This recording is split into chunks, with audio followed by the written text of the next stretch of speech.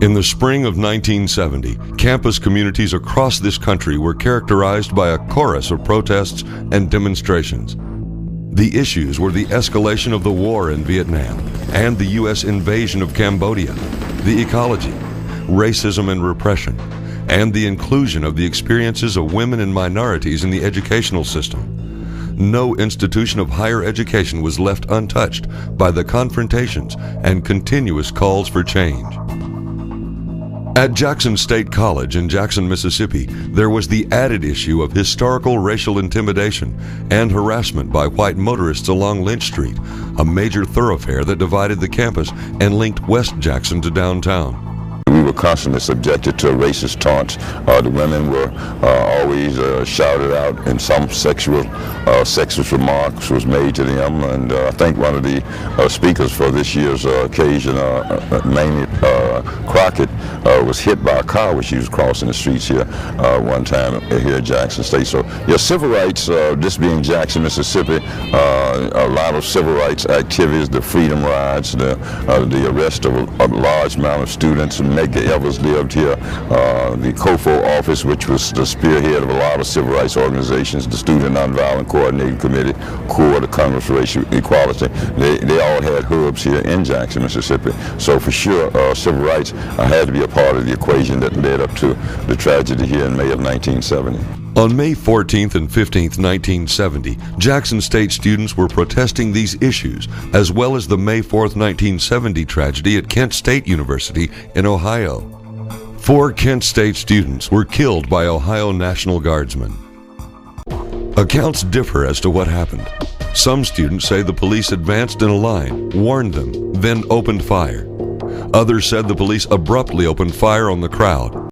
There was screaming and cries of terror mingled with the noise of sustained gunfire as the students struggled en masse to get through the glass and double doors. A few students were trampled. Others, struck by buckshot or bullets, fell only to be dragged inside or left moaning in the grass. Having heard the shootings and smelling the gunfire and gun smoke in the air, you would have thought that more than 2 students had been killed.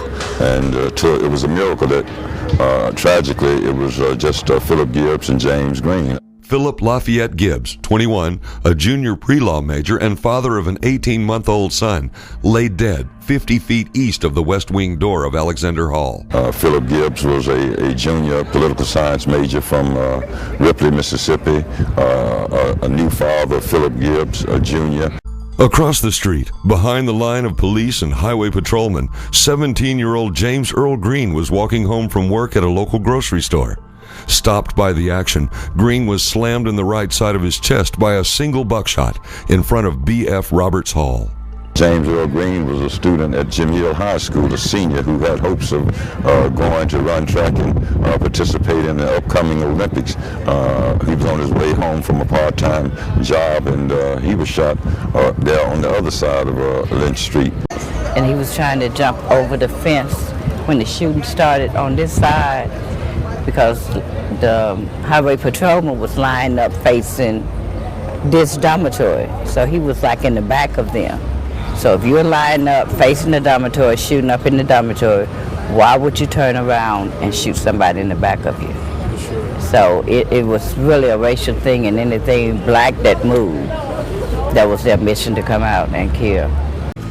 The media coverage of this was very poor. It made national news. NBC, CBS were both in here the next morning, and I was working for the CBS affiliate at the time. CBS used our coverage of it and did their own. So did NBC. I don't recall ABC being here, but I feel sure they were. But it got nowhere near the coverage of Kent State, for example. Kent State was a much larger story than Jackson State was, and I never understood that, because you think this was purely a racist conflict? You got to ask that question.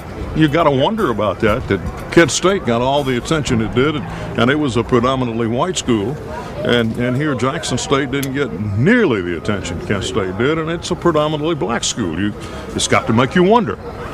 The next day, May 16, 1970, Dr. Peoples ended the semester and asked students to leave the campus. The class of 1970 never held a graduation ceremony.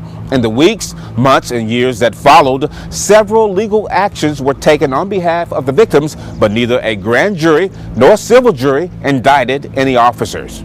Today, 42 years later, no apologies, no accountability, no closure, and no justice for the Gibbs Green tragedy.